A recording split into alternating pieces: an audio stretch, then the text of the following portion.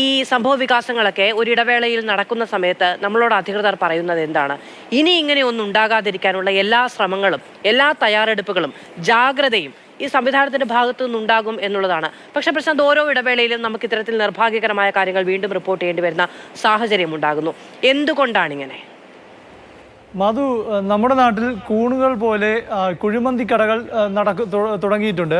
പക്ഷേ അപ്പോഴും ഭക്ഷ്യസുരക്ഷാ വിഭാഗം ഈ കുഴിമന്തി കടകളിലെ കുഴിമന്തിയുടെ ഈ ഭക്ഷ്യസുരക്ഷ എത്രത്തോളമാണ് എന്നത് സംബന്ധിച്ചൊരു സ്പെഷ്യൽ ഡ്രൈവ് ഒന്നും നടത്തിയിട്ടില്ല.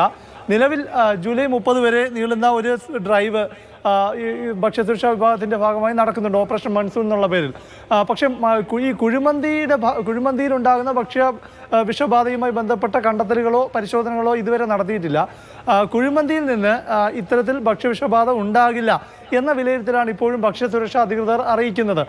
പക്ഷേ അപ്പോഴും ഇവിടെ മരണത്തിന് കാരണമാകുക, ഈ ഫുഡ് പോയ്സണിന് ഇടയാക്കിയത് മയണൈസ് ആണോ എന്ന വിലയിരുത്തലും ഭക്ഷ്യസുരക്ഷാ കമ്മീഷണർ ഓഫീസ് നടത്തുന്നുണ്ട്.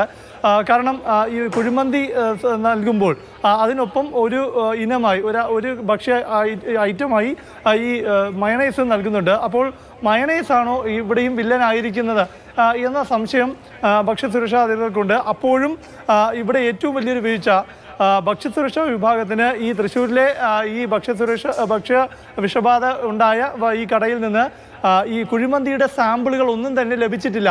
കാരണം ഞായറാഴ്ചയാണ് ഈ ഭക്ഷ്യ വിഷബാധ ഉണ്ടാകുന്നത്. അതിനുശേഷം SP-യുടെ നേതൃത്വത്തിലുള്ള സംഘം അവിടെ പോയി.